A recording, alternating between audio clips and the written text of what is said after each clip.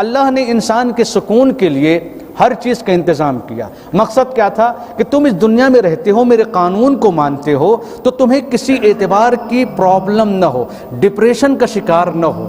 آج ہم نے اللہ کے قانون کی مخالفت کی، آج انسان کے پاس غریبی تھی تو اس نے سوچا شاید دولت مل جائے گی تو سکون مل جائے گا، دولت مل گئی مگر سکون نہیں ملا۔ وجہ کیا ہے؟ کہ تم نے اس قانون کو چھوڑ دیا جو میں نے قانون بنایا تھا۔ بیوی میں تمہارے لیے سکون، تم نے سوچا ہم لوگ سپریٹ ہو جائیں گے تو اس میں ہمیں سکون مل جائے گا۔ نتیجہ کیا ہوا؟ بیوی ہمارے لیے سکون کا ذریعہ تھی، بیوی کو چھوڑا، ہم پھر سے ویسے ہی بے قرار ہو گئے جو ہماری بے قراری کی وجہ تھی۔ اولاد ہمارے سکون کا ذریعہ، ہم نے بے اولادی کو اپنایا، نتیجہ ہم بے قرار ہو گئے۔ ماں باپ ہمارے لیے سکون کا ذریعہ، ہم نے ماں باپ کو چھوڑا، نتیجہ کیا ہوا؟ ہم بے قرار ہو گئے۔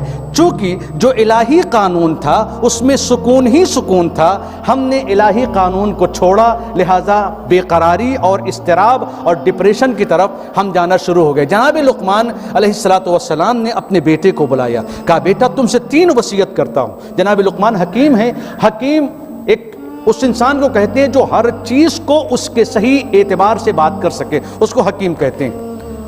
اپنے بیٹے سے 3 وصیت کر رہے ہیں۔ وصیت کیا ہے؟ کہا بیٹا دنیا کی سب سے اچھی غذا کھانا، سب سے اچھی جو کھانا ہو، سب سے اچھا وہ کھانا کھانا، سب سے اچھے گھر میں رہنا، سب سے اچھے بستر پر سونا۔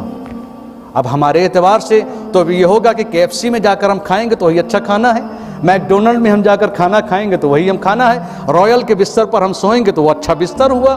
ہمارے لیے تو یہ ہوا بہترین اربوں خربوں یوروز اور ڈالرز میں ہم جو گھر بنائیں گے وہ ہمارا بہترین گھر ہے، یہی تو مطلب ہوا، سب سے بہتر گھر ہو، سب سے بہتر بستر ہو، سب سے بہتر ہمارے لیے کھانا ہو۔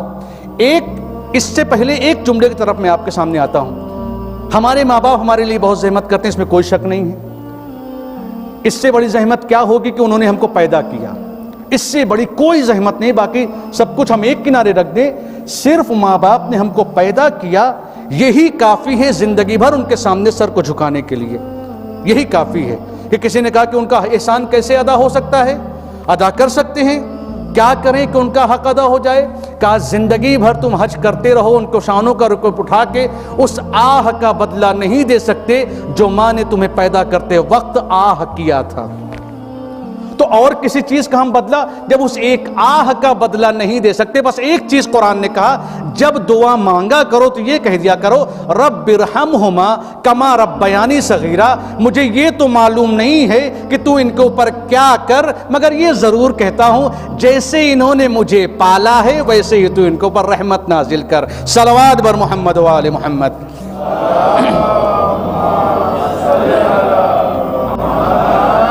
ہر ماں باپ زحمت کرتے ہیں، ان کا مقصد ہماری زندگی کا یہی ہے کہ اولاد سب سے بڑی نعمت ہے، انسان کو اولاد مل جائے۔ اور یہی ایک وہ پوائنٹ ہے، میں اپنے جوان بھائیوں سے کہنا چاہتا ہوں کہ جب تک وہ کنوارے ہوتے ہیں، شادی نہیں ہوتی، ان کو پتہ نہیں ہوتا کہ ماں باپ نے کیا کیا ہے۔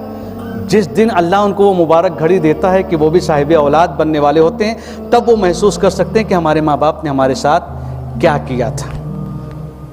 ایک باپ نے ساری زندگی محنت کیا، خوب دولت کمائی، خوب محنت کیا، جو چاہیے بیٹے کو دیا، لیکن جو 3 چیزیں میں پلٹ کے آؤں گا اس سے پہلے ادھر کی طرف، باپ کا آخری وقت ہے۔ کبھی کبھی آپ لوگ بھی جانتے ہوں گے، کبھی کبھی ہمیں کچھ ایسی بیماریاں لگ جاتی ہیں جن کا علاج ڈاکٹر کے پاس نہیں ہوتا ہے۔ جیسے کسی کو رات میں ڈرنے کی عادت پڑ جائے، کسی کو رات میں یہ پتہ چلے کہ آپ کسی گھر میں پہنچ جائیں، کوئی آپ کے کان میں ایک چیز ڈال دے، یہ گھر جو لیا اس میں جنات رہتے ہیں، تو کام ختم ہو گیا نا وہیں پر۔ ہم نے دیکھا نہیں، میں ایک وسوسہ ہمارے دماغ میں گھس جاتا ہے۔ تو کبھی کبھی کچھ بیماریاں ہمارے پاس ایسی ہو جاتی ہیں بزرگوار، جن کا علاج ہمارے پاس نہیں ہوتا ہے، ڈاکٹر کے پاس نہیں ہوتا۔ ایک باپ نے زندگی بھر محنت کی، بڑھاپا آیا، اب اس کو رات بھر نیند نہیں آتی، ڈپریشن کا شکار، پریشان، مضطرب، کرے تو کیا کرے۔ بیٹا ہے جس نے دیکھا باپ نے ساری زندگی میرے ساتھ محنت کی ہے، ابھی کروں تو کیا کروں اس کے لیے۔ میرا باپ رات بھر چیختا ہے، نیند نہیں آتی، پریشان ہوتا ہے، ڈپریشن کا شکار، مصیبت کا شکار، میں اپنے باپ کے لیے کچھ کر نہیں پاتا ہوں۔ ہر ایک ڈاکٹر کے پاس، آپ آج کے زمانے کے اعتبار سے سمجھ لیں، یورپ، امریکہ، انڈیا، پاکستان، ایشیا، تمام و دنیا میں گھوما ہے، کسی ڈاکٹر کے پاس اس کا علاج نہیں تھا۔ ایک حکیم کے پاس پہنچا، بولا کیا کروں کہ میرے باپ کو ذرا اطمینان مل جائے۔ نبض دیکھی حکیم نے کہا یہ تو بالکل پرفیکٹ ہے، کوئی پرابلم نہ تھی، ہے کیا ان کو. لیکن چونکہ سکون انسان اس راستے میں تلاش کر رہا تھا جس راستے پر سکون نہیں تھا. میں نے کہا کہ کبھی کبھی ہم جب ہمارے پاس دولت نہیں ہوتی تو ہم سوچتے شاید امیری میں سکون ہے، نتیجہ کیا ہو دولت بھی مل گئی پھر بھی سکون نہیں ملتا. تو پتہ کیا چلا کہ دولت میں سکون نہیں ہے اور غریبی میں بے قراری بھی نہیں ہے. سکون کیا ہے؟ الا بذکر اللہ تطمئن القلوب. سکون صرف اللہ کے ذکر میں ہے. ذکر پروردگار کیا ہے؟ یہ نہیں ہے کہ دن بھر نماز پڑھیے.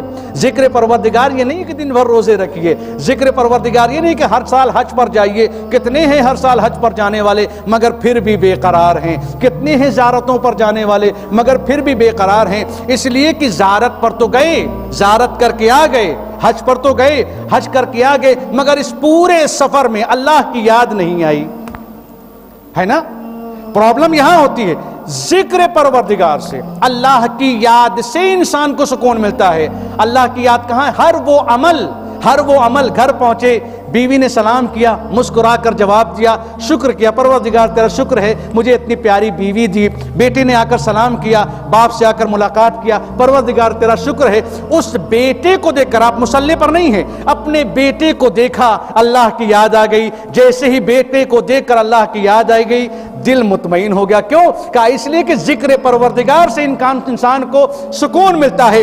سجدوں سے اگر انسان کو سکون ملتا تو دنیا کا ہر سجدہ کرنے والا مطمئن ہوتا. وہی سجدہ کرنے والا مطمئن تھا جس کو ہر ایک لمحہ اللہ یاد آیا. پوری کائنات اللہ کے ذکر کو تلاش کرتی رہی اطمینان کے لیے.